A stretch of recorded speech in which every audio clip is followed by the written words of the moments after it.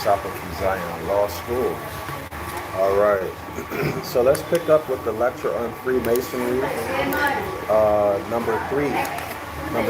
We stop on page 267. So let's pick it back up there. This is, what happened? Hold on, y'all.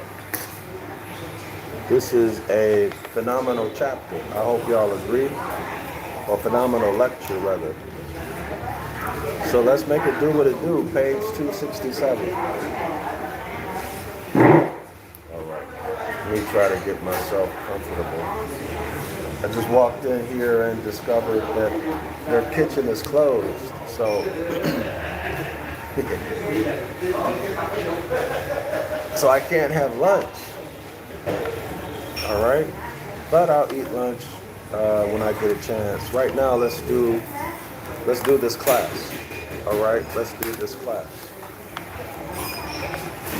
Okay.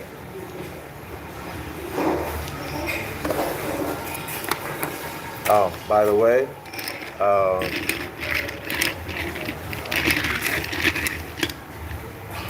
cheers. Salute. All right. That tastes like a local Vietnamese coffee bean rather. I've gotten pretty good. I can distinguish between the local Vietnamese coffees and the imported coffees.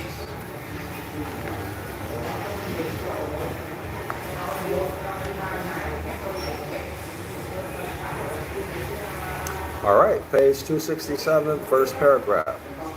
But now for demonstration, look, I beseech you, as the two pillars. Now I did this at the end of the last class, but I want to go over it again. So if y'all were here for the last class, if you don't want to go through this again, feel free to come back later. But I'm going to go over these next several paragraphs. All right. This is the kind of information that I want to commit to memory. Okay. So here it is. But now for demonstration, look, I beseech you, as to the two pillars which constitute the essential emblem of Freemasonry. Y'all got that? Now this is 1831. The essential emblem were those two columns, Boaz and Yachin, or what? Or the Cole-Venants, the covenants, the coming together of the line of the ecliptic with the line of the celestial equator, which is a projection of the imaginary line that splits the two hemispheres of the Earth in half, which we call the equator. All right? This is what the author is talking about. And in my mind, this is significant, although it's not known. Right? People usually think of the compass and the square when they think of Freemasonry. But this author is telling us that the two pillars which constitute the essential emblem of Freemasonry. Now y'all note that the essential emblem of Freemasonry are what? These two pillars. This is also the Egyptian what? Y'all remember the one pointing to the sun, right? And the letter J. Y'all remember that? The Egyptian hieroglyphs. See, the one pointing to the sun, the I, the Y, and the J. Y'all see the J? Everybody see that? Okay. So this explains why you see the finger pointing to the sun on graves before the mid to late 1800s. So the SU in sun, because of its dependability, its reliability, it became what we call now consent, assent, agreement, okay, which are abstract terms. All right? So, contracts, right? Contracts are the essential emblem of Freemasonry. Contract of labor and the contract of what? Grace. Okay? And in the middle of that, remember, so here are the two pillars: vernal equinox, fall equinox, and then the ark. This is the kingdom of the heaven. And then whatever you sow, this you shall also reap. Y'all got that? Whatever you sow, coming concretely, literally, the seeds you put in the ground. And you must recall that the seeds that we put in the ground, that's the resurrection. Right? The seed that a plant gives you has life in it. But the seed looks like it's dead. It looks all dried up, right? It looks dead until what? Until you plant it in a shallow grave. Until you plant it in a shallow grave. And then the seed will what? Sprout roots, and it will spring up. Okay, y'all? Y'all get what's happening in nature? And then the remix in the abstract relative to law, legal, and corporate policies, relative to religion. Y'all see how this has been remixed? All right? And I shared a video about the cuckoo bird and how a cuckoo bird will lay its egg in another bird's nest. The cuckoo bird egg will hatch first. And then that cuckoo bird will throw all of the other eggs out of the nest. Okay? And if those birds have been hatched, it will also throw them out. And then the mother will feed the cuckoo bird, not knowing what went down. The mother thinks that that cuckoo bird is her bird child. Y'all see that? So in other words, the cuckoo bird stole the birthright. The cuckoo bird mother set the situation up. Let's say the nest is the earth. Let's say the cuckoo bird is a foreigner, a hybrid. Cuckoo bird lays its egg, its thought seed into the nest, into your mind on planet Earth. Okay, and then you begin to do what? You think that thought seed is yours. And then your subconscious mind nurtures it and then produces it, manifests it. Okay? And now you produce behavior and thoughts, results, music, entertainment, your whole life situation. You produce and you think it's your own. You're unaware that those are not your thoughts. Those are not your thought children, your behavior children. That comes from the foreign cuckoo bird who laid its thought seed, its thought egg in your nest. It overpowered your masculine mental energy, the hermetic masculine mental energy.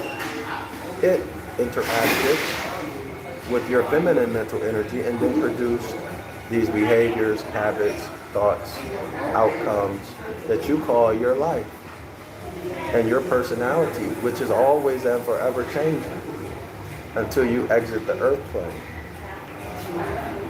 Y'all see how that also comes straight out of nature? But that's what they're doing to you. These are called psychic attacks. The thought egg is called a psychic attack. Or what? It comes in other forms like what? Hypnosis. But hypnosis can be weaponized also. So this person that you think you are, you absolutely are not. You are the result of your oppressor's thought egg. That's what your life is right now. That's what your thoughts are right now. In other words, you are African American, you're black, you're Negro, you're Hispanic, you're whatever byword they call you in your part of the world. I only speak for my part of the world, which is Morocco, North America. But you Moors know who you are. This is why great men like Noble Drew Ali told you, study yourself, know yourself. And in studying yourself, what is that? That's masculine mental gender. Right? That's the Hermetic law of mental gender. There's masculine and feminine mental energy. Man, know thyself. Okay? Who am I? I'm my mother's son. That's IB. That's nationality. That is God.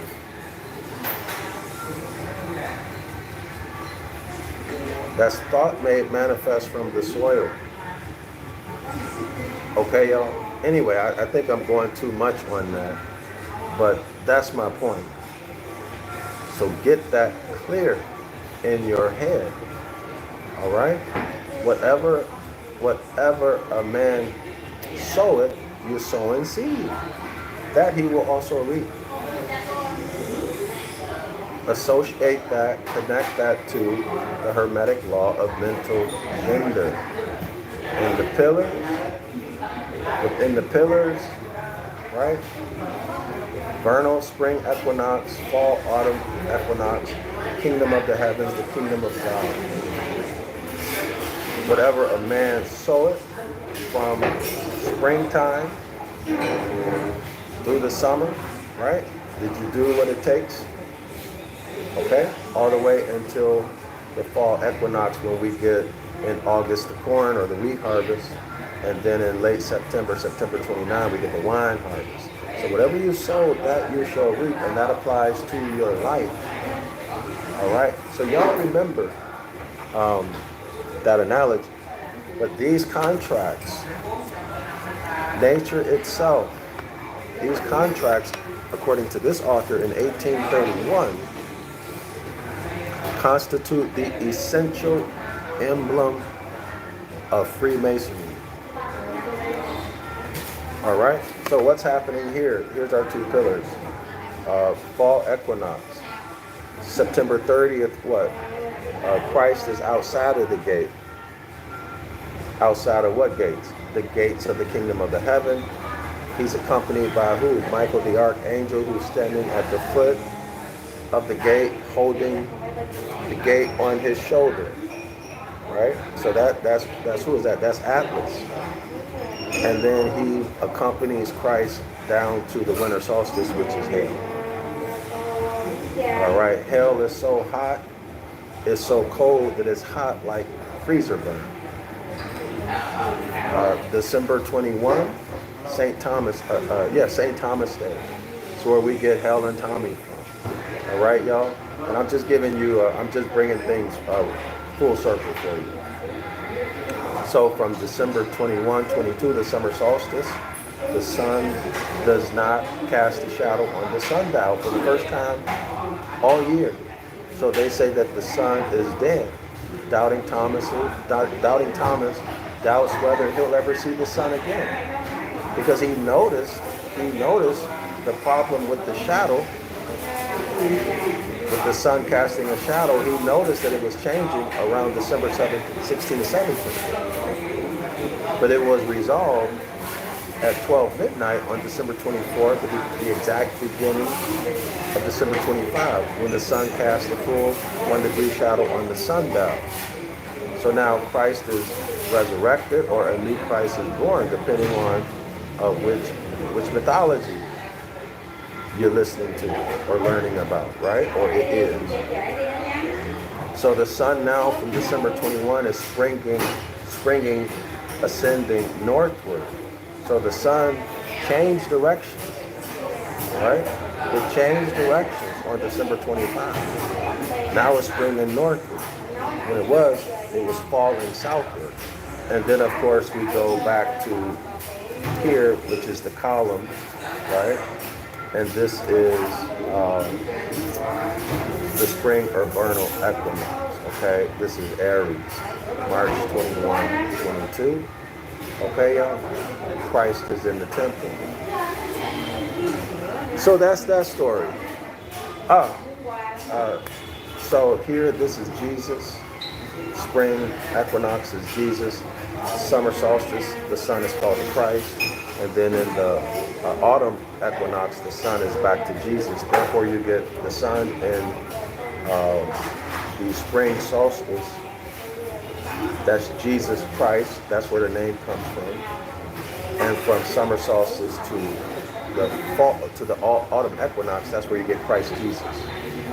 Okay, so those who have been admitted into the higher degrees of Freemasonry, they will speak of J.C. Christ figure. They will say Christ Jesus. Why? Because Christ Jesus represents the sun going to the harvest, which is the harvest, of course, is the climactic part of the year. All right, the mature man. So Christ Jesus, the mature, free and accepted Mason, mature because you learned all of this stuff. You learned that the Gospels are astrotheology. And I'm going to get back to it, y'all. And you learn, I'm going to page 262, where it reads here.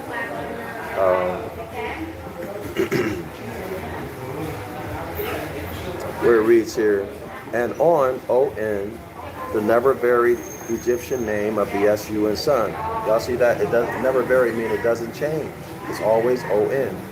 Turn on the light. Okay, that's the S-U-N sun, the Egyptian name for the S-U-N sun. Thus proving that the S-U-N sun to be, as indeed it has been, so now and then, the great and only, y'all see on and only, O-N-L-Y, y'all see that? The great and only object of all religious worship. So if you're involved in any kind of religion, you're getting played, you're worshiping the sun.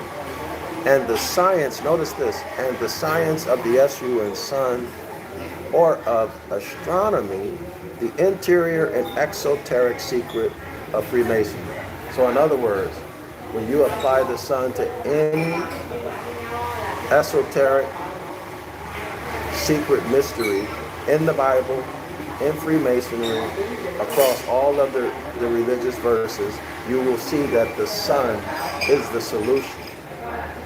In other words, it gives you the most accurate meaning of that text. All right? More meaningful than you would get in the religious meaning or translation of it, or the doctrine understanding of it. That's what the author is saying there, all right? So we're dealing with the science of the sun, all right? The science of the sun, and the S-U-N sun is the solution. You come across some words and you don't understand what they mean, or it sounds funny, replace it with the S-U-N sun, and you will get an understanding or a meaning that's more meaningful than any religious belief or doctrine that you could pull up out of that. All right, now let's go back to it. Okay, back to page 267. You never saw nor heard of a Masonic lodge in which that emblem was wanting. So y'all, you will always see the two pillars in a Masonic lodge. That's what he's saying. They are called respectively Boaz, B-O-A-Z, and Jotham. The names which Solomon, the wisest of men, y'all got that? See, wisdom contracts nature. Okay? All right, wisdom contracts nature. And y'all know that we have what? A divine right to contract. Consent must be given. All right? Divine right to contract. All of us have it. Okay? And the way that these hybrids and more devils, deceivers,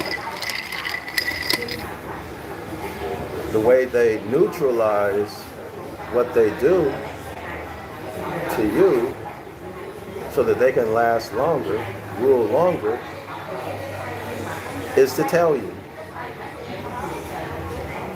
Tell you what they're going to do before they do it, right? To reduce their karma, okay? Because you are ultimately responsible for yourself. That I didn't know stuff does not work, okay? It does not work. You're responsible. It's your duty to know. Being indifferent, lazy, or whatever the excuse is, doesn't mean a thing. Okay? It's all on you. You're fully accountable. And don't think that by you running, hiding,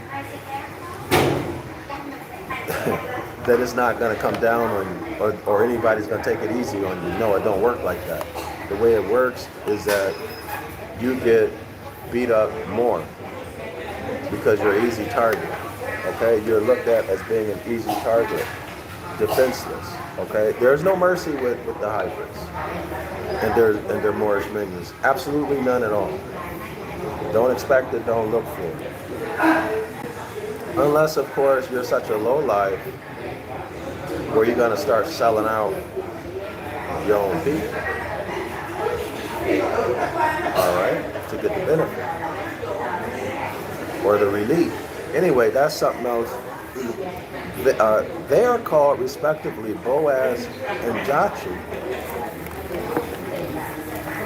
the names which Solomon, the wisest of men, is said to have given to the two pillars. So Solomon gave the two contracts, the two pillars, the name Boaz and Jachin, all right? Which Solomon set up in the porch of the temple. Okay, so they're saying that Solomon set up these two columns and gave them their names, quote unquote. And he set up the right pillar and called the name thereof Jachin. And he set up the left pillar and called the name thereof Boaz. So that's coming from 1 Kings chapter 7. Verse 21. Now y'all know 7. 7 has numerological meaning. Y'all should check that out. And so does 3. Okay, so 21, 2 and 1, 3 is the first perfect number in nature. So everybody see that? So there's numerology. Let me say it again. There's numerology in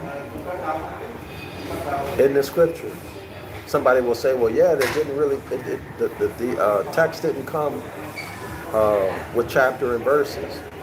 Well, I would agree with you. But there's still numerology, and all of you good Christians and Hebrew Israelites, etc., every time you cite a chapter and verse, guess what's coming out of your mouth? Numerology. I'm not saying it's bad or it's good. I'm bringing it to your attention, okay? Because you've been taught that it's evil and wicked. Okay? And I would tell you that it's not. It's just like anything else. It can be used for evil and wicked ends, but it's not evil and wicked in itself. Okay? And the person who taught you that, knowingly or unknowingly, I don't know their motive, I don't know their education status, but it may be they don't want you to know it. They may know, but they don't want you to know. Okay? They want you defenseless. All right? As the Masons of the present day, that's 1831, absurdly pretend that Boaz and Jachin were Masons employed under the direct master, under the director of their great master, Hiram Abiff. So what they're saying is that Hiram Abiff was the big boss man, and Boaz and Jachin worked under them. So Solomon set up these pillars in honor of Boaz and Jachin, who worked under Hiram Abiff. Hiram Abiff is the great master. Okay, that means what? He knew all of the skills and the science. He was a master of it. All right? And to their honor, these pillars were respectively consecrated. These are very interesting stories. Boaz, the column on the left. So Boaz is the column on the left. Let me make a note. Did I have that? Oh, I already have it. Boaz, the column on the left, being the name of the master of the apprentices in the Masonic mysteries. So he's a master of the apprentices. So that means this was the covenant of labor. Okay, so Boaz is the covenant of labor because they're apprentices. That's newbies, right? So covenant of labor. That's Boaz.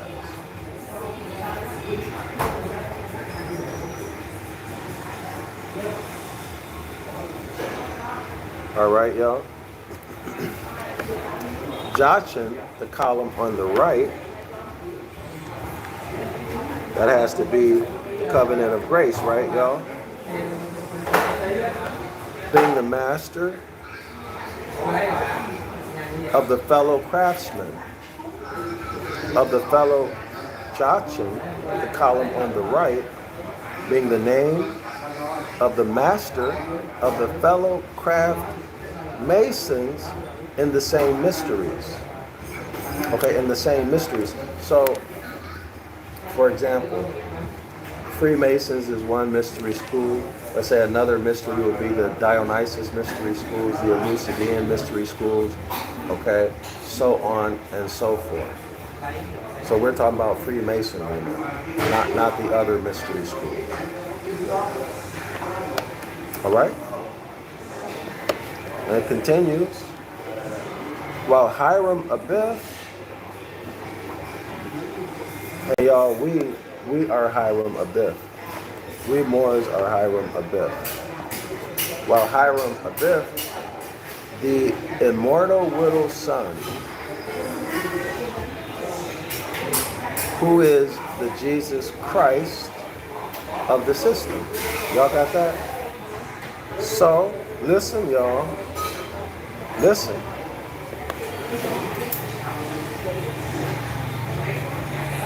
When the Moor returns to the Most High, starts living harmonically with nature, goes from lower self, exits religion, returns to the Most High, lives harmonically with nature and natural laws. Okay, that puts you in the higher self, right? That's the North Node, the great I be, the great I am, right? The sun is where? Summer solstice, because the law of polarity, winter solstice, summer solstice, lower self, higher self. The sun in the summer solstice is the Christ. Y'all got that? The sun in the summer solstice is the Christ.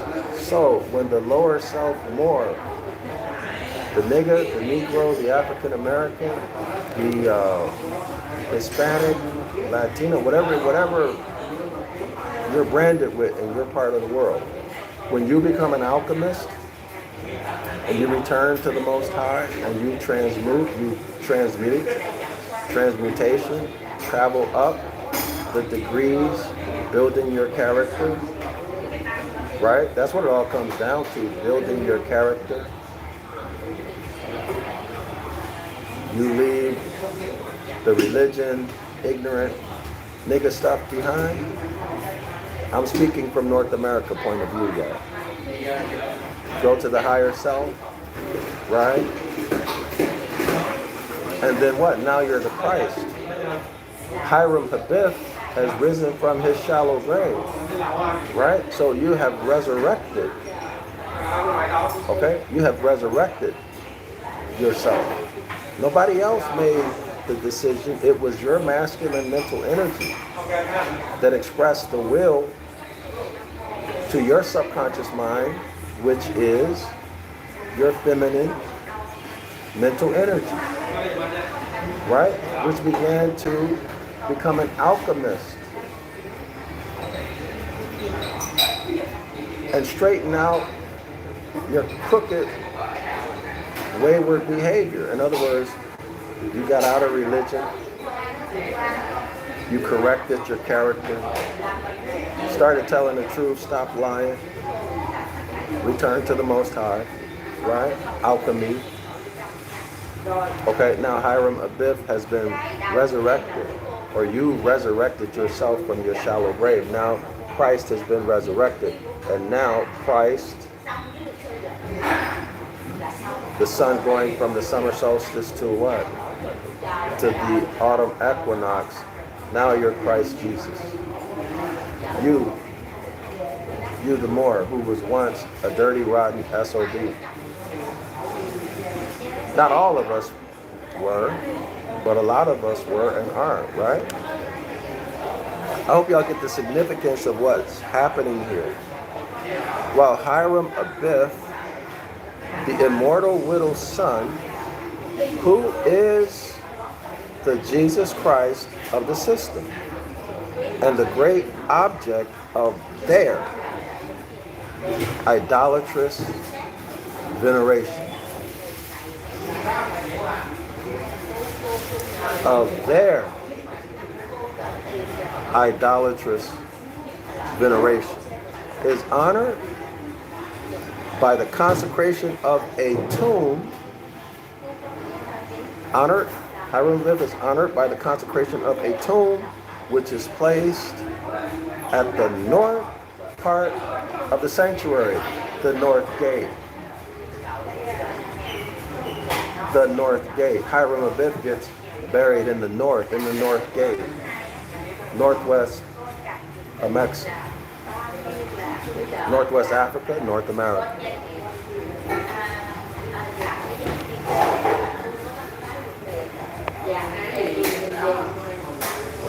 Okay, 1 Kings 7:21 is where this notion of Hiram Abiff is coming from, and the two columns. 1 Kings chapter 7, verse 21. And y'all remember a couple pages over, we learned that it's the hybrids, right? Who hit Hiram Abiff over the head and buried him in the shallow grave in the north.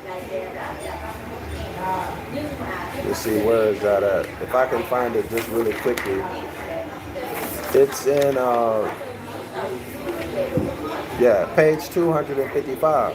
Y'all go back and read it. It reads here, let me not read the whole thing. Let not Ephro of the cave,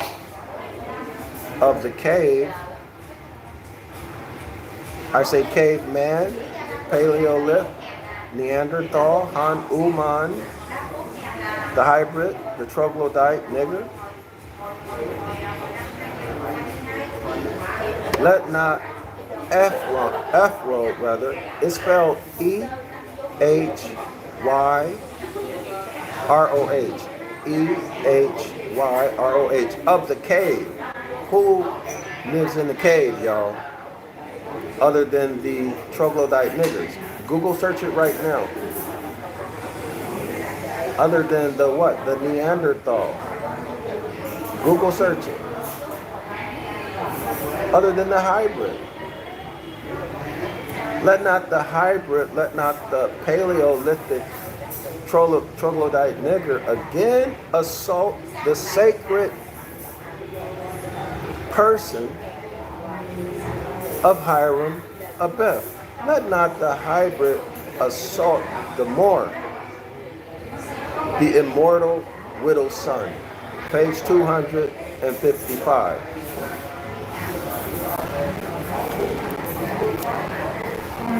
All right, y'all? The immortal widow's son, who is Jesus Christ of the system. What system? Listen, look. Look. The Mazzaroth is a circle, right? The Mazzaroth, the Zodiac. We have the kingdom of the heavens, the vernal spring equinox, the autumn fall equinox. This is the kingdom of the heaven. All right, y'all? These are the two pillars. Below the equinoxes, what? We have an upside down arc. Okay, these are the winter months. Okay, so that's the system. Okay, so yes, Jesus Christ gets resurrected from December 25 and again at the vernal equinox. It's a shallow grave. Y'all remember the seed? The resurrection is the seed. When you plant it in the ground, it appears to be dead, lifeless, but when you plant it in the ground and you water it, the conditions are right, it will sprout roots and the plant will come up. Okay? And in the fall, you're going to take a harvest. All right? Whatever you sow, you shall reap. Y'all got that? All right.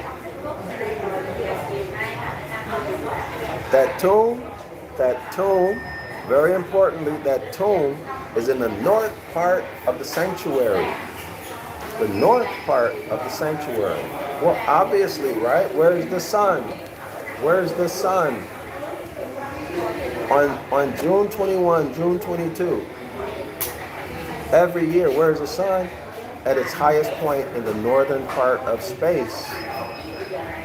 Hiram Abiff, the tomb is in the north part of the sanctuary. Hiram Abiff has been resurrected. When you more resurrect yourself and become Christ, and you're living in harmony with the Most High's laws, you're following the Most High's commandments. That means you're living harmonically with nature. Y'all see that? All right, let's continue. Joachim. Oh, all right. All right. While a rope that comes from the coffin in the north goes by the obelisk to the south and binds the two columns together. Which columns, say the perfect master, are fixed crossways. Doesn't that sound familiar? Crossways? Does that sound familiar, y'all? Didn't one of the prophets say, I told my people to return to the old ways? Some Bibles will translate it crossways, to the old paths, but they said, no, we will not do it. Right? Right? Y'all think that might have something to do with the cuckoo bird and the cuckoo bird eggs and the cuckoo bird seed thoughts or egg seed thoughts or egg thoughts that I mentioned about earlier that I shared a video about? Y'all think it might have something to do with that? Christ himself said he put you under a spell, right? Although having eyes to see, you would never perceive. Although having ears to hear, you will never understand. He himself said it. He cast a spell on you to uncouple your mind from your eyes and your ears. All right? Remember the cuckoo bird and that whole story. And you are not the person you think you are. Okay? For the reasons I explained earlier. So it was at the fixed crossway called the pillar jachin, the right-hand pillar. The jachin paid the craftsmen their wages. Y'all got that? Let me say that again. It was at the fixed crossway called the pillar jachin, the right-hand pillar. Y'all got the right-hand pillar, right, righteousness, that just one, covenant of grace, paid the craftsmen their wages, paid. See, the worker deserves his wages. Whatever you sow, you shall reap. That was very just of him, according to the author. Could anything lead the mind more directly to an idea of justice? And justice observe ye standing at the crossway. Y'all see that? So in other words, Jachin could have said, I ain't paying you country ass niggas nothing. Right? That's what what's the brother in the movie back, was it back in the 90s, y'all? he said, I ain't paying your country ass nothing. What was that? It was with Bernie Mac. Y'all remember that? He owned a club with dancers and all of that. What was the name of that movie, y'all? If y'all remember the name of that movie, put that in there. Jachin could have said that. I ain't paying you country, right? I got the work out of you, now get out of here. Or he could have lowered, said, you know what, we don't have the money, or whatever. He could have not paid them at all, or paid them a lower wage. But that's not what he did. He paid them their wages in full. Okay? That's justice.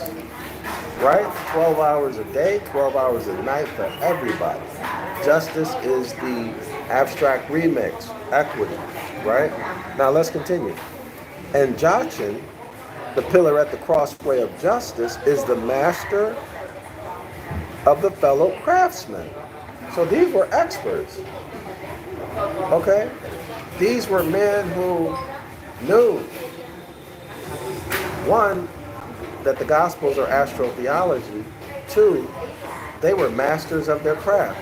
These are men who were perfect men, eyewitnesses in terms of their titles. They had passed or crossed over or passed over that middle wall of partition that separated the heathens, right? How did they put it? Let me see if I can find it. Actually, I like the way they say it. I like the way this author expresses it. Let me see if I can find it real quick. Okay. Yeah. So these are perfect men, eyewitnesses by title, who had passed over that middle wall of partition and were admitted. They were admitted within the veil. Okay, they were not apprentices. Okay, these were skilled men and women. That means what? First, the money you got to pay them is a whole lot more than you would pay an apprentice, right? But Joshua was just, and he paid him. He was just, and he paid him. Whatever you sow, that you will reap. Okay, that's justice. Page 249 is where I got the middle wall of partition stuff. All right, now let's keep going. The author continues, while Boaz, the pillar at the left crossway, is only master of the apprentice masons. That's the initiates. All right? While Boaz, the pillar at the left crossway, so there's two crossways, one at the right and one at the left. Hold on, let me let that machine stop. It's like I can't hear myself thinking.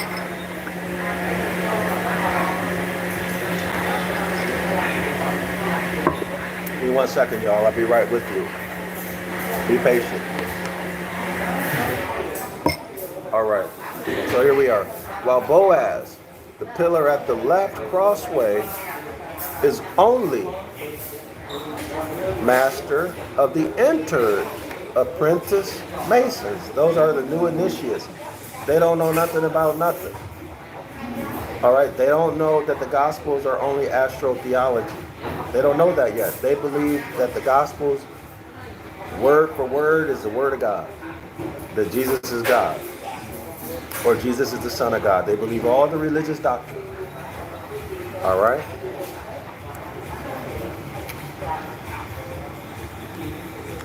So while the apprentices do all the work, all right, I seek the derivation of the words Boaz and Jachin. So derivation means the etymology. What are their roots? Or basis. Let's just say radicals. That's a term the author used. What are their radicals? So I seek the derivations or the radicals of the words Boaz and Jachin, which is what Masons themselves never think of. The author makes an excellent point. And you religious people, you never think of researching a word back to its radical. But remember what the three pillars of the gospel, the Trinity Gospel Buster is. It's what? Etymology and philology, right? Let's just call it linguistics. Science, which is astronomy, astrotheology, okay? And what's the next one? History. Secular history and mythology. So y'all good Christians and you good Hebrew Israelites, y'all never think about searching a word back to its radical. I know it because we as a people have not been taught etymology. And they did a slouchy job with teaching us grammar. Right? All of us know it. I don't care where you're at in North America, or probably even all over the Americas. They did the same job on us. Right? But it's our responsibility to teach ourselves. That's why I make the one-on-one Ancient Ibaryath course available for only $10. The streaming, 24 hours, 7 days a week. That's why I do 506 Curses course. I've been teaching that course for years. The link is for both of those classes are in the description area of the video. I seek the derivations, I seek the radicals of the words Boaz and Jachin, which is what Masons themselves never think of. And I find them respectively Boaz, here's the meaning, Boaz, quote unquote, in it is strength. So, the spring covenant, the pillar on the left means in it is strength. Okay, in the pillar on the left is strength. Okay?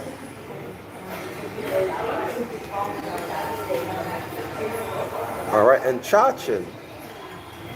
Jachin means, quote unquote, he shall establish. He shall establish. All right? thus identifying the radical ideas of might and right. I got the big guns, so I'm right. I got control of the central banks, so I'm right. I took out all of the substance out of the Constitution for the United States of North America, therefore I'm right. Okay? And if you don't like it, y'all know how that's going to end, right? Historically.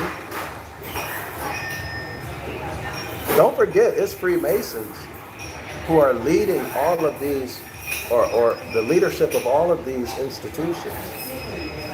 They're Freemasons.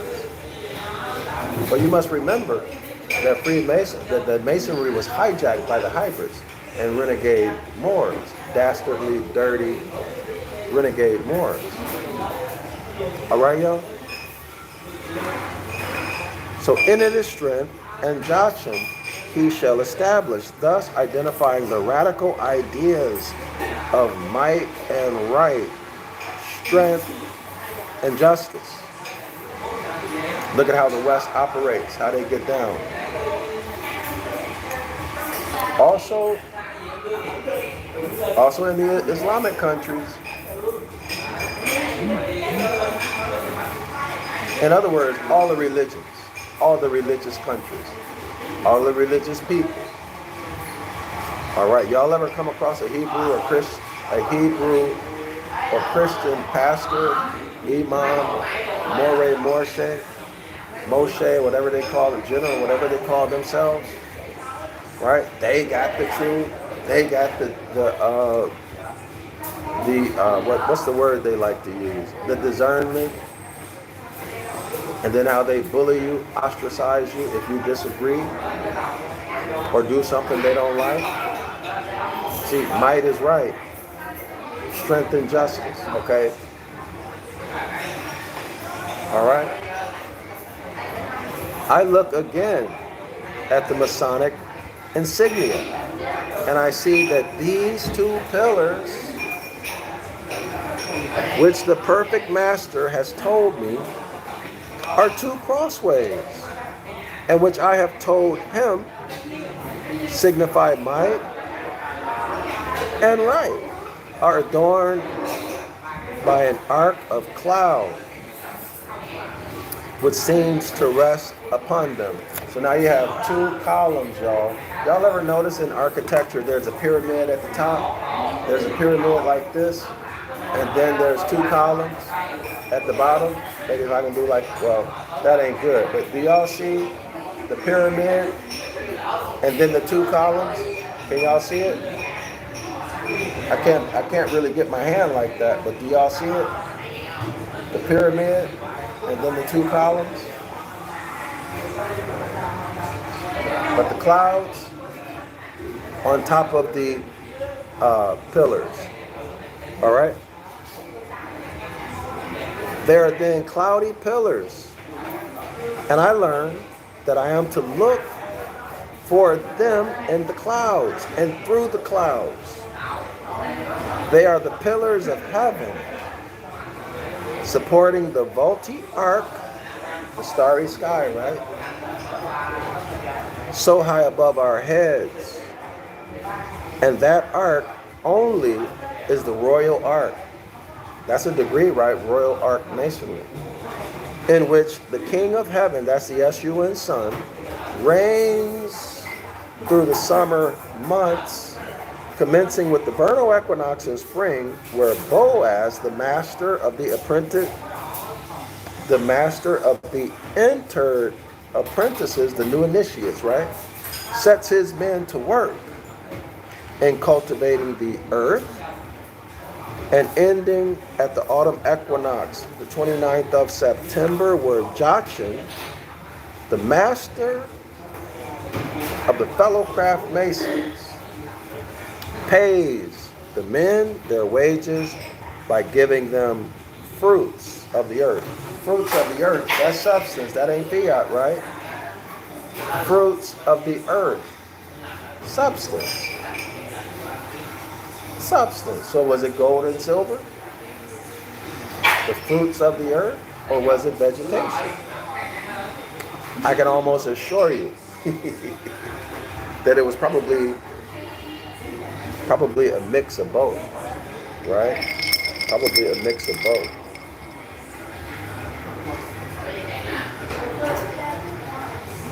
All right? Because gold and silver is a fruit of the earth.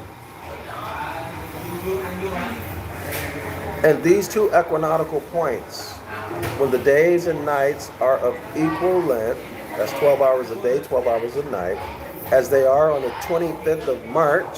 Now y'all notice that the equinoctial points, the day of the equinoxes, or the equinoctial points, y'all notice that they're different, right? In 1831, he's saying that the autumn equinox occurred on September 29th. And the spring equinox on March 25. Well, these days, anyway, I discussed that in the previous video.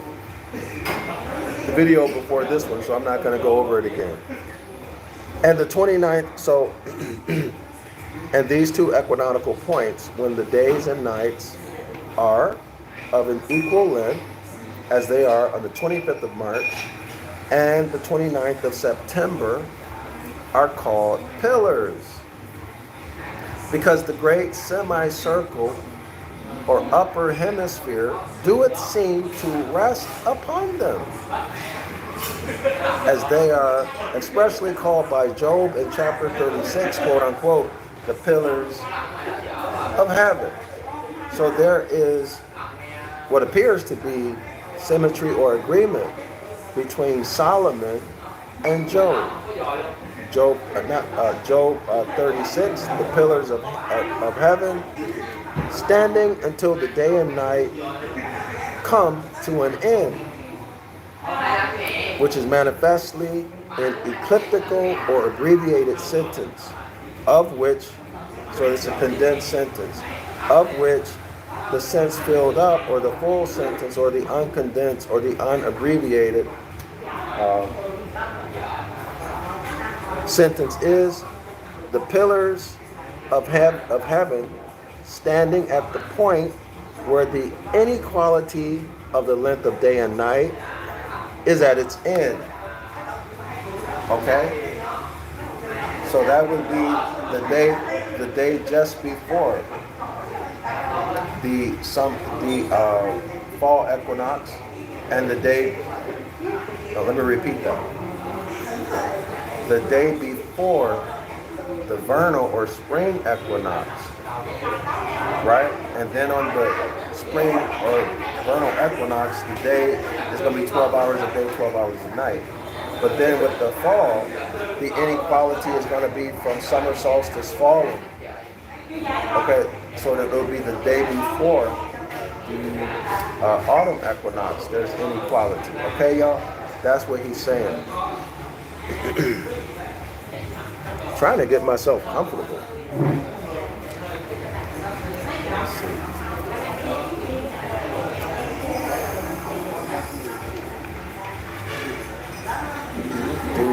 This dude here. Can y'all see that dude walking around with something that a woman should wear on her head? Anyway, let's get back to it. And the days and nights are of equal length all over the earth, as they are when the sun is at the point of the vernal in the spring, and again at the point of the autumnal equinox in autumn. So y'all make note of that. Vernal.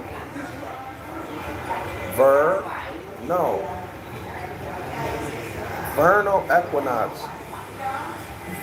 Or verily, verily, I say to you, very, very. Make note of the relationship there. I don't know if we're going to come to that or if we already passed it. But associate that with the vernal equinox.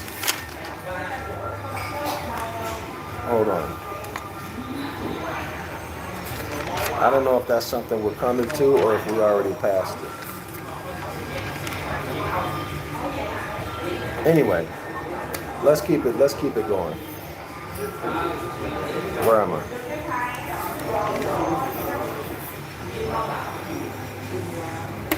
All right. Page 268, y'all. But the Adoniram of the Masonic mysteries has further betrayed the craft by telling the perfect master that the pillars, Boaz and Jachin, are not only pillars but crossways. Oh, by the way, I wanted to go back to, so here, let's say this is the circle, let's say this is the earth, a circle or a globe. Okay, so there's an imaginary line that goes through it. That's the equator. So that cuts the imaginary globe of the earth in half. So you have the northern hemisphere and the southern hemisphere. Okay, so the equator is that imaginary line. It's set at, or supposed to be, 0 degrees. So if you go to the north, 23.5 degrees, that's the Tropic of Capricorn. If you move to the south, 23.5 degrees below the equator, that is the Tropic of Capricorn. All right, y'all? But you must remember that in 1831, according to this author, those numbers were different. Those numbers were different. And actually, well, that's a whole other story. I'll save it for the scholars in the 506 The Curses course. Everybody's welcome to come observe class. You don't have to pay anything to observe it. But I'm going to save what my thoughts were for them. Let's continue. So these pillars are not only pillars, but they're crossways, as we just read about.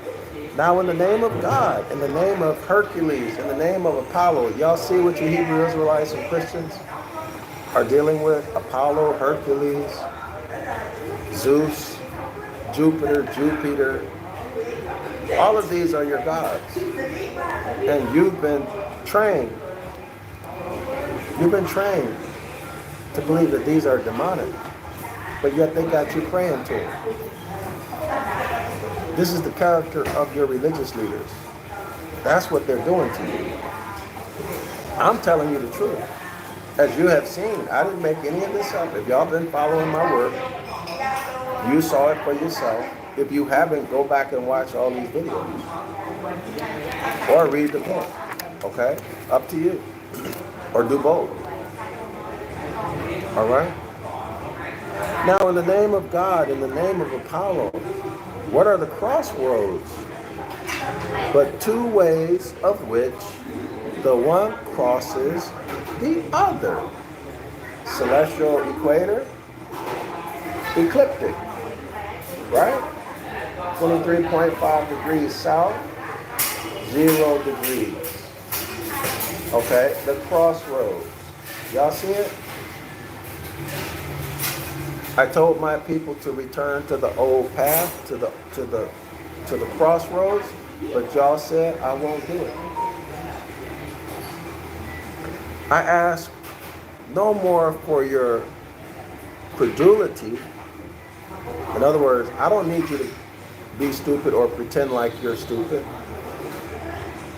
I'm not asking for you to do that. In fact, I'm asking you to use your rational mind. I ask no more for your credulity than that you would look on the heavens for yourself,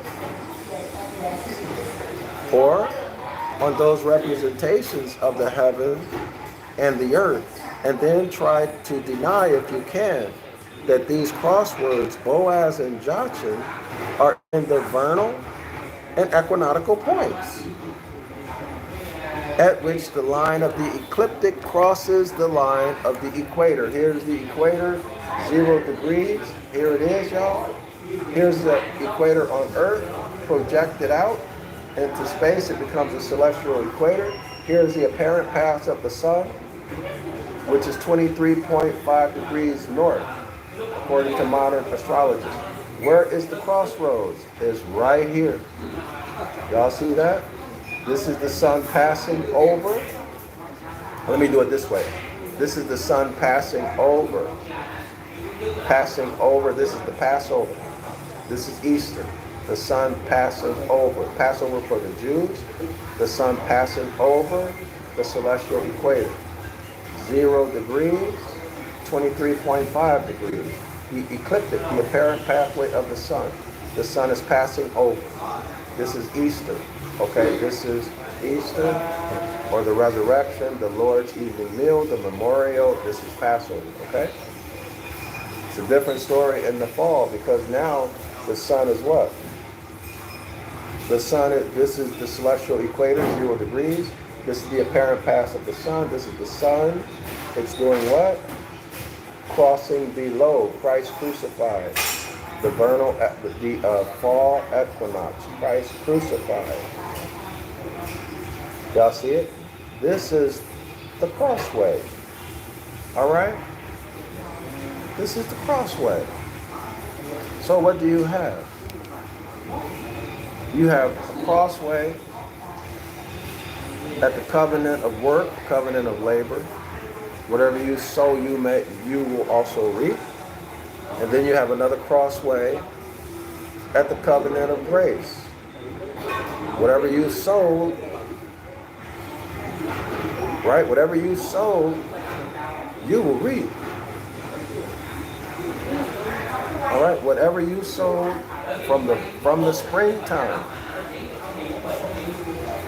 you're going to get paid for it in the fall. It could be the fall of your life. It could be the fall season. Okay, but the books get balanced. Everybody gets paid. All right, you're going to either get punched in the jaw, kicked in the butt, or you're going to get what? Blessings. In other words, you're going to get Deuteronomy 28, 1 through 14, the blessings, or you're going to get the curses, Deuteronomy 28, 15 through 68. Whatever you sow, that shall you reap. There's no escaping that. What are the Hermetic laws involved? The law of mental gender, right? Law of rhythm, the law of polarity, that's a law of opposites. What else? Law of cause and effect. These are the most obvious ones. And because they're the most obvious, we can control them. What I mean by control, we can manipulate them. We can use them. Right? You use higher laws against lower laws. All right? So in other words, you can offset natural laws. I mean, you can't hold them back, but you can certainly offset them by using higher laws against lower laws.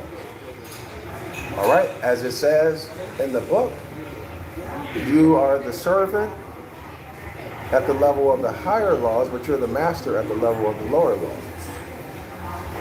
All right? You use rhythm, the law of rhythm, to offset or counterbalance the law of cause and effect. Right? Right?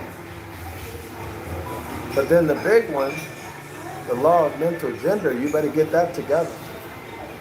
You better get the law of mental gender together. You better learn who you are in terms of your bloodline and the laws that you're supposed to be following. You better get that one together.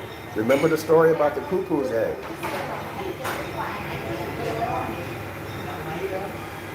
But anyway, that's kind of going off in a different... Well, no, actually, no, it's not. But let's keep it moving. Whatever you sow, that you will reap. And ignorance is no excuse.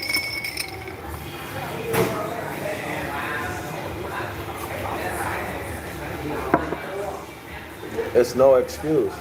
And I've done enough presentations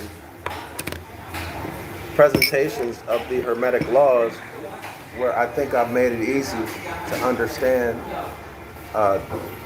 what they are and how to use them. So all you have to do is watch these videos, right? If you read the book, listen to the audio book, if you still need help, watch the videos that I give, that I've done, and you have a very good understanding of not just what they are, but how to use them. All right? So I think the author has made his point very well that these crossroads are in fact the equinoctial points, the vernal or spring equinox, and then the autumn or fall equinox. All right, y'all, that's clear as day, at least to me. All right, that is the SU Sun. This is page 269. That is the SU Sun in his apparent path, the ecliptic 23.5, and by modern astrology, comes to shine directly over the line of the equator. This it does in spring and autumn, and only then. And not only, it's direct, so this is the line of the equator, okay? The sun will be 90 degrees above your head. If you look up, the sun, if you're at the equator, if you look up, the sun will be right over your, if this is your head, you look up, the sun is right here. Okay, right above your head. If it fell down, it hit you in the head. That's what the author is saying. All right? So let's continue. Hence, these comings together, that's the crossroads, that's the equinoctial points. That is comings of the line of the sun's path to the line of the equator. That means when the celestial equator, y'all remember? Let me do it this way. When the celestial equator, right? Celestial equator, the ecliptic, okay? This is what he's talking about.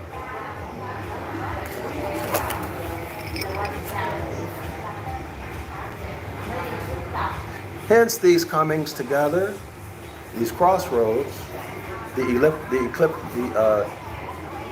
equinoctial points, that is comings together of the line of the sun's path, that's the ecliptic to the line of the equator, are called the two covenants or the two testaments, Old Testament and New Testament, Old Covenant and New Covenant. And you have the reason in heaven, while no earthly reason whatever could be assigned. That's the astrological solution. The religious doctrine don't make any sense. Only the astrological solution makes sense. Why there should only be two covenants or two testaments, the Old and the New. That's why there's an Old and a New Testament. Okay, y'all? Everybody see that? Which covenants St. Paul expressly tells the Freemasons of Galatia, quote unquote, are an allegory. That is, most expressly, the whole contents of both the Old and New Testament are in every respect mere allegory, and not a word of historical truth, nor was anything like history ever intended. Wow, I bet that make a lot of y'all mad. I bet that makes a lot of people mad. But you better keep in mind Jeremiah chapter 8, verse 8, right? Now, sirs, when I take an algebraic problem and work it out geometrically, it is admitted to be science. It is called demonstration.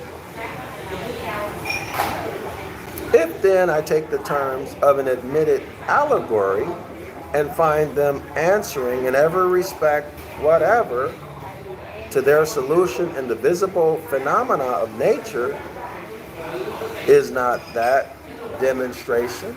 That's a heck of a good question, right? That's a critical thinking question. I want to make note of that. Hold on.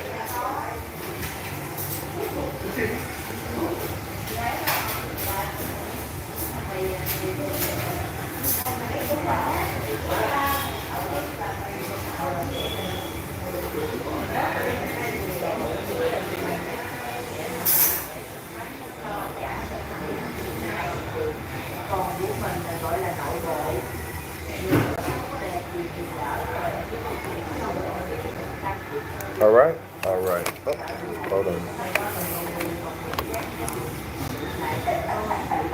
So you will hear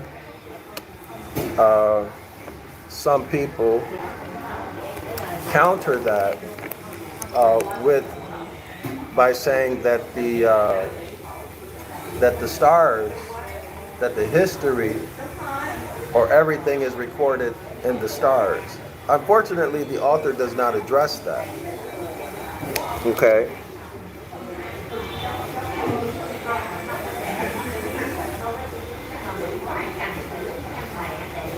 Unfortunately, the author does not address that. But that is one solution to it that he did not deal with. But nobody's perfect, right? If then, we already read that. Give me then the mathematically accurate points of two covenants of spring and autumn, and resist the demonstration. Who can? That every figure of speech with respect to the two covenants answers to the absolute relations of nature at those seasons. Now, I agree 100% with him. Okay? Also, he did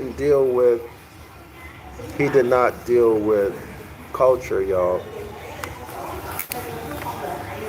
So he should have, in my opinion, not should have, but culture, or these texts memorialize culture of the Moors. Okay? That's also another solution. So yeah, it's culture and it's allegory. Okay? And how much of these stories are true, how much of them are false, we'll never know. Right? But what I know, and why won't we know? Because none of us were there. Right? Jeremiah 8:8 tells us clearly that lies were written into the book of the law. So the best we can do, in my estimation, is get the book of the law. Okay, and focus on the book of the law. Right? Which is the project that I'm working on. And I would love for you all to support, to financially support the project, which is to restore the natural sciences / astronomy / astrology, natural phenomena, constitutional principles, modern English, Ancient Ibaryath, right? To restore it back to its original state. It can be done. You just need someone who has the skills to do it. I have the skills to do it. And I don't have anything to hide from you, like the religions do, all right? And like the professional scribes do, okay? Yeah, they get paid, and ain't nothing wrong with getting paid. Ain't nothing wrong with getting paid. Well, y'all know what I mean by getting paid. All right, don't get it twisted. There is no gold and silver that can be used in transactions. So there's no money. But I'm speaking so that everybody can understand me. Okay, y'all. All right. So there we are. Culture and history or events and the future recorded in the stars. I've heard both of those arguments before, and both of them are valid. Unfortunately, this author didn't deal with it.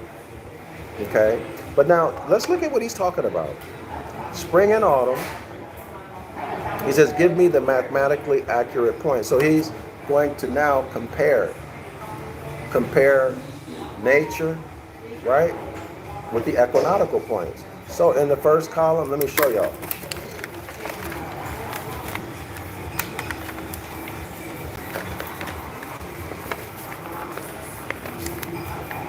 So here's where he's going to do his comparison. Let me see if I can put it. Y'all see autumn in spring? All right, what page is that? I don't know. So this is page 269. So here we are. Okay, now we're comparing the allegorical stories, New Covenant, Old Covenant, to the natural phenomena, spring and autumn, the equinoctial points. Spring, March 21st. That's interesting.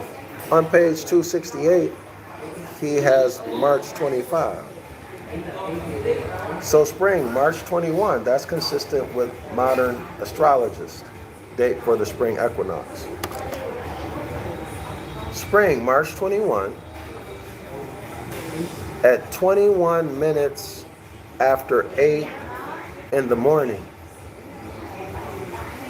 So at 21 minutes, so that's 8:21 a.m. Spring, the covenant of works, the covenant of labor, when men must cultivate the earth. Now, I also take issue with this, y'all, because think about it. Think about that. There was a time when we didn't have to do any work cultivating. The earth gave forth his bounty. Now, there are some people who would say, well, in Genesis chapter 2, Adam was created, the first man was created, right? And he was basically a landscaper, right? That's what they would say, he was a landscaper. Is a landscaper a farmer? I mean, I don't know. We have to look into it. All right? Okay, so there's a space, and then the next paragraph or the next row, there's an empty row, and then below that empty row, the Jewish disposition, the law. All right, the law. Truth, righteousness, Boaz, B-O-A-Z, Boaz. So remember, spring is the left column. Masonry under the law of types and shadows. Let's go to the next column, autumn. According to the date here, autumn begins September 23rd. In the text, he has September 29. I need to find out why.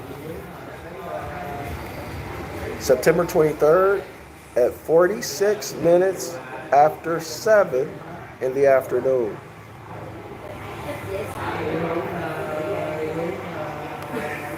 Interesting, right? After 7 in the afternoon. Why does he call it afternoon, not evening? So let me take a note here. 7:46 p.m. Okay, y'all? Now, the spring equinox occurred at 8:21 a.m.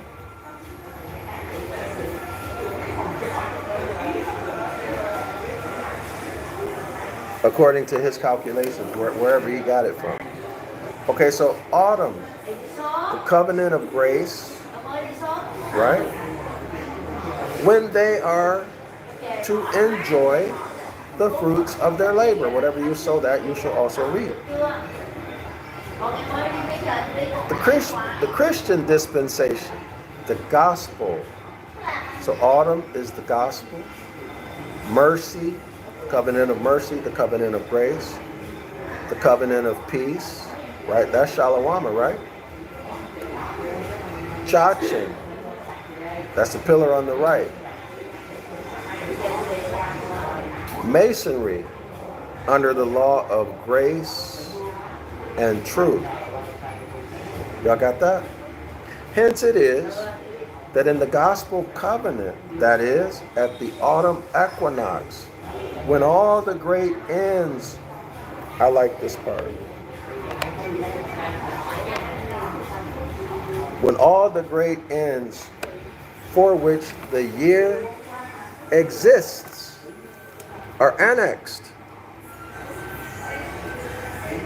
when the sun of Aries, the ram of March, has come into Libra, the balance of September. The allegorical conundrum is, quote unquote, mercy and truth are met together. Mercy and truth are met together. Okay? So the Christian dispensation, the gospel, mercy, peace. Jachin. Okay? The Jewish dispensation, the law, truth. So the Jewish religion and the Christian religion are coming together. Mercy and truth come together. All right? So when the son of Aries, the ram of March, has come into Libra, the balance of September, the allegorical conundrum is, quote unquote, mercy and truth are met together. Yeah. Jewish and Christian religions come together. Righteousness and peace have kissed each other. Righteousness and peace have kissed each other. Okay? The Jewish dispensation peace, the Jewish dispensation righteousness, the Christian dispensation peace. So they came together, they kissed each other, right? Come together, touch. That's coming from Psalms chapter 85. And this kissing takes place, where should it else? Or where else should it take place? On the lips of the virgin, on the lips of the virgin. Virgo, right? But not till God's justice has been satisfied. Can't kiss the virgin until God's justice has been satisfied, right?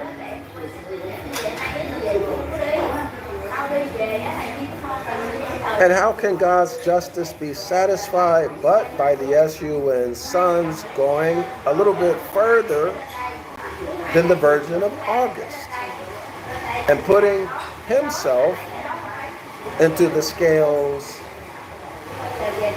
of September? Right? The balanced scales, that's justice. Y'all know in the West, in the U.S., right? They got unbalanced scales. That means no justice. Okay? But in the hieroglyphs in Egypt, etc., the scales are balanced. That's justice. Okay? It's telling you to your face up front, if you understand what these things mean. So the unbalanced scales in North America means what? No due process of law. They're going to make all kind of presumptions. Rob your birthright, rob you from your birthright, right? Claim that you're a corporation, assume you're a corporation, escheat you, attorn you, hit you with bills of attainder, bills of pain and suffering, the whole 9 yards. They're telling you the scales are imbalanced, right? The curses, Deuteronomy 28, 15 through 68, they're telling you that the Judeo-Christian legal system, symbolized by the imbalanced scales, is going to be used to harass you, okay? To make you miserable, to exterminate you, okay? No justice.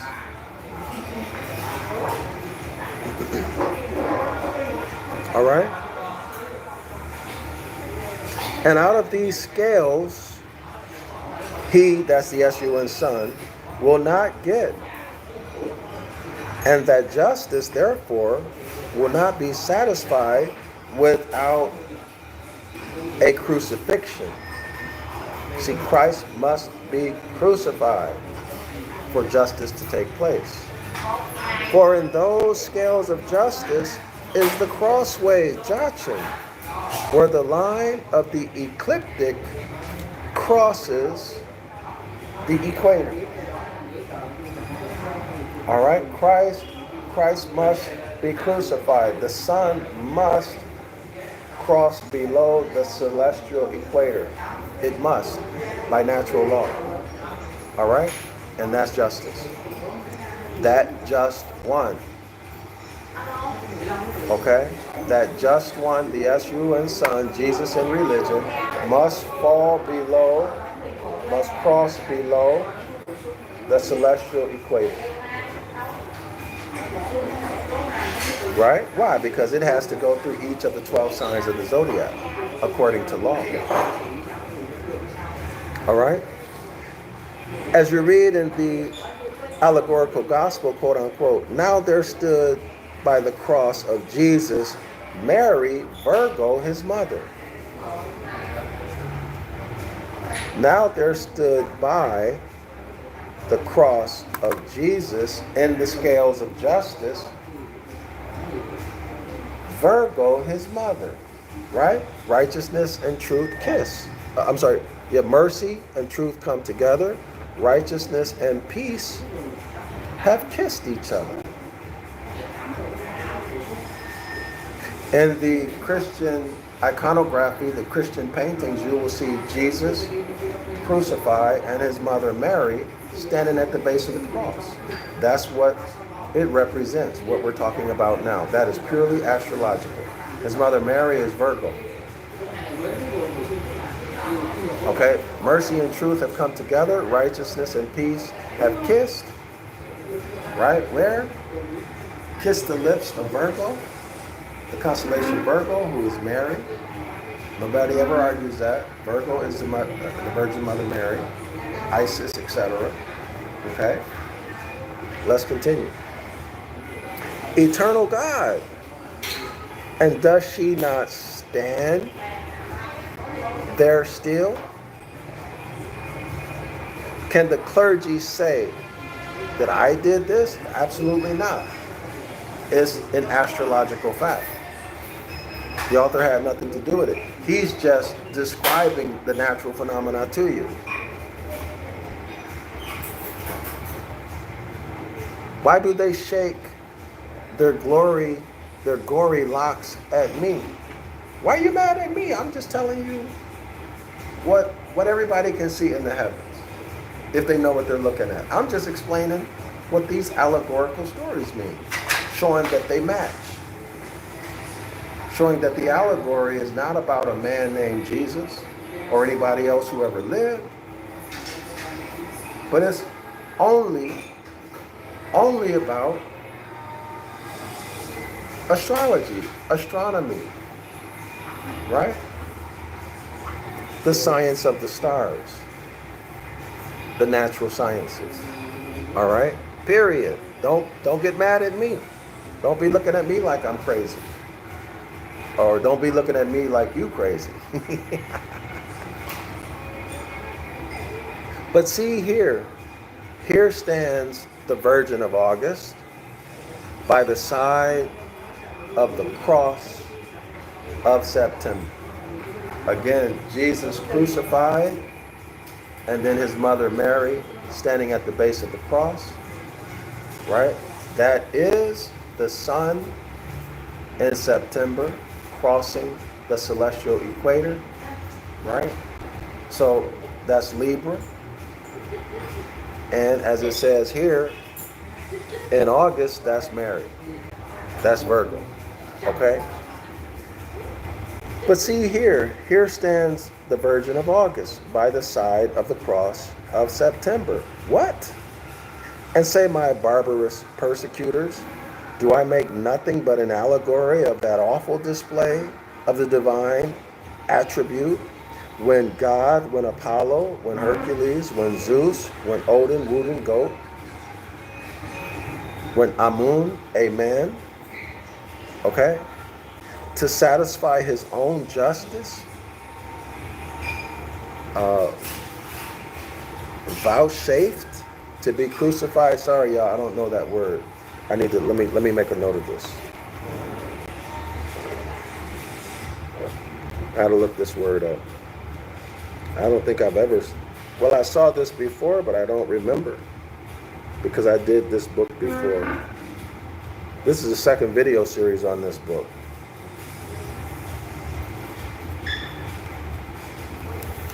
Did I spell it right? Hold on, y'all. Vouchsafed. I have no idea what that word means. Anybody know what vouchsafe means? Vouchsafe. I wonder if it's a typo. Vouchsafe.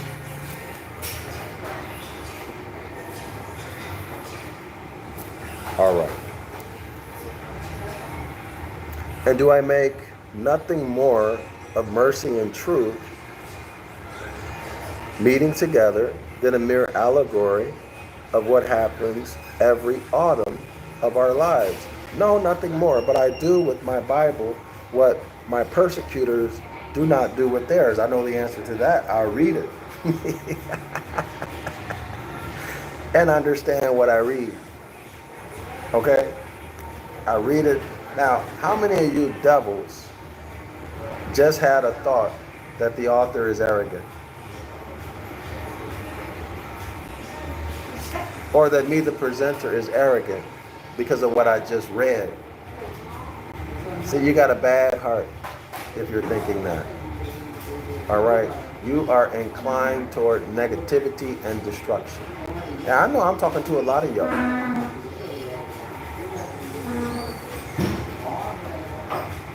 Y'all know why I said that? Because it came to my mind. So what I just said is for somebody. And I read immediately in the context that when mercy and truth met together or meet together and righteousness and peace kiss each other, then it is that, quote unquote, our land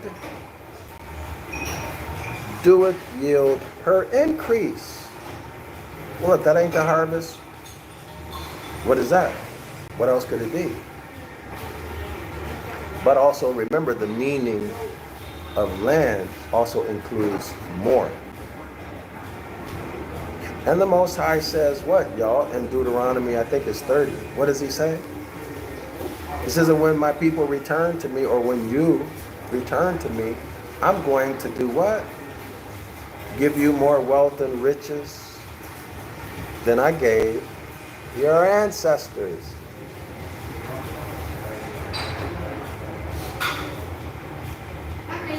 Y'all see that?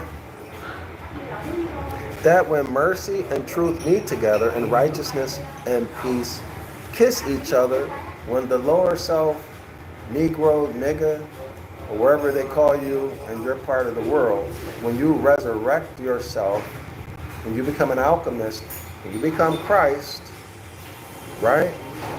You become Christ Jesus. Y'all remember? When mercy and truth meet together and righteousness and peace kiss each other, higher self behavior, higher self state of mind, that means you know that you're God. And when you speak, God is speaking. And when you act, God is acting. Hiram Habib has been resurrected from his shallow grave. And all the hybrids who see that, they know that God is speaking and acting. Then it is that our land, our inheritance, our estate doeth yield her increase. You get your stuff back. You enforce your right or your reversionary rights in your estate. And they get honored. You enforce the Constitution. Right? And your life is what? Love, truth, peace, freedom, and justice. Not hypocritically. Everybody can see it. And if it be not in autumn that our land doeth yield her increase, why then? I'll try again. and say with the holy David, the sunny David, right? Holy, sunny, right? Sanctified, shining, glory. In the 74th Psalm, quote unquote, O Lord, look upon the covenant, for all the earth is full of darkness and cruel habitations. Now check this out, which I should understand to mean, so here's what that means, y'all. Quote unquote, give us an abundant harvest. See, we almost out of supplies. Wine is gone, right? We're in the middle of summer. Almost ain't got nothing to eat, right? Or something like that. Okay, quote unquote. Give us an abundant harvest and a luxurious vintage. Okay? Give us a lot of corn, a lot of wheat, a lot of mangosteen, pineapples, mango, apples, peaches, pears, whatever your favorite fruits and vegetables are. And a lot of wine, a lot of grape juice, so we can make wine, vintage, vengeance of the Lord, right? And thou hast promised to reward our labor. Covenant of labor, covenant of work, whatever you sow, that you shall reap. You put that work in, so you have a right to expect a luxurious harvest. For all the earth, that is, all that part of the earth which falls below the point of the covenant is full of dark and gloomy days. That's winter time, y'all. Y'all see? Spring equinox, autumn equinox, summer months, kingdom of the heavens. The sun is dominating. And then from September, the autumn equinox, the sun continues to fall to what? The winter solstice. This is the darkest day of the year. In other words, this day, December 21, 22, has the least number of daylight hours of all days of the year. And then the sun springs north, it ascends north, but we're still in the winter months. Y'all see that? This is the astrological solution to the 74th Psalm. O Lord, look upon the covenant. Look upon the covenant of grace. For all the earth is full of darkness and cruel habitations. Darkness. It's wintertime, y'all. It's wintertime. So this had to be in North America. This had to be in North America, not in Africa.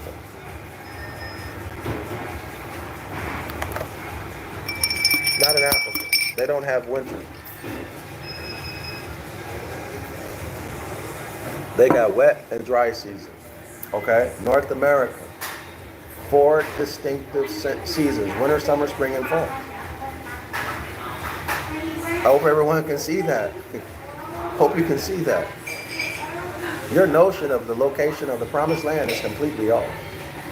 Ain't got nothing to do with East Africa. I know what it is.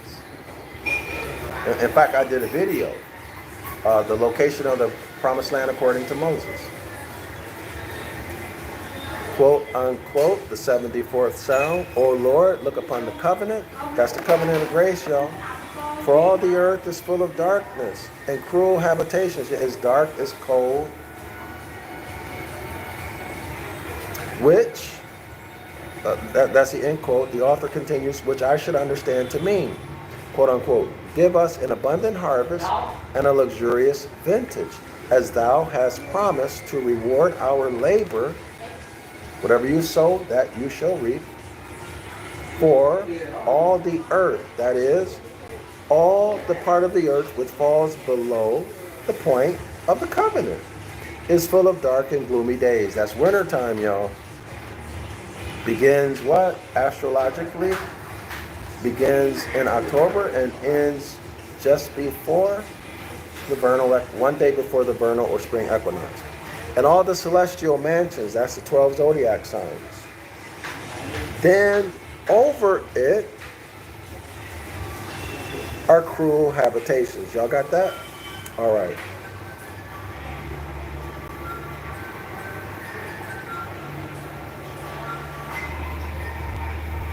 All right. Y'all see that? There it is. The damnation Scorpio of October, the cruel archer of November, the filthy goat of December, the nothing but the cold winter of January to drink, of nothing but the cold water of January to drink, and nothing but the scaly fish of February to eat. Y'all see that? It is what it is, whether you can handle it or not. Oh, give me plenty of the blood of the covenant, and the devil may have the water wherein Christ is the end of the law to them that believe, but Jesus is the other end of the law to them that understand. So the blood of the covenant, y'all know that's the fully ripened grape juice. It's fully ripened on September 29th. On September 30th, it's not good for making wine. It's only good for making vinegar, right? So, the day when the blood of the grape is fully ripened, September 29th, this is when we call the blood of the grape the blood of the covenant. What covenant? The covenant of grace. The autumn or fall equinox. Y'all got it? Which pours out into the cup of salvation, which is just below the celestial equator at that time, okay? At the time of the autumn equinox. All right, so if you can just imagine somebody in a wine vat and they're stomping under the, they're stomping on the grapes to squash out the juice. Just imagine it running out of the vat and dripping into the cup of salvation. All right. So y'all remember that verse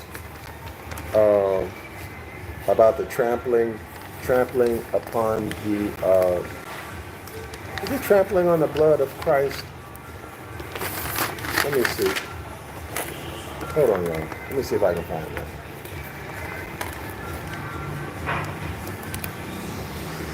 Give me 1 second.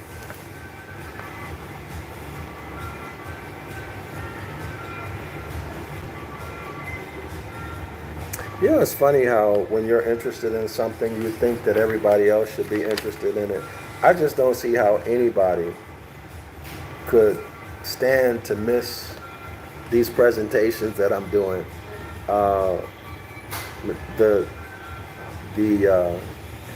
The information is so rare. But not only that, but this information will make your life so much better and easier. You know, it'll set you free. The truth really shall set you free. Well, I'll come across it again. Islam to all the Moors in Shalawama. I am going to go eat lunch. I'm hungry. I haven't eaten today.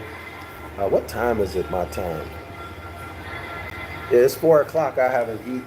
Y'all see, y'all can look at me. Y'all see I need to eat. But I tend to forget, to eat. So I need to take better care of myself and be more mindful about eating and, you know, doing all the other things that you need to do for yourself. Sometimes I get caught up. It's a blessing and a curse, right? I'm blessed with the ability to focus.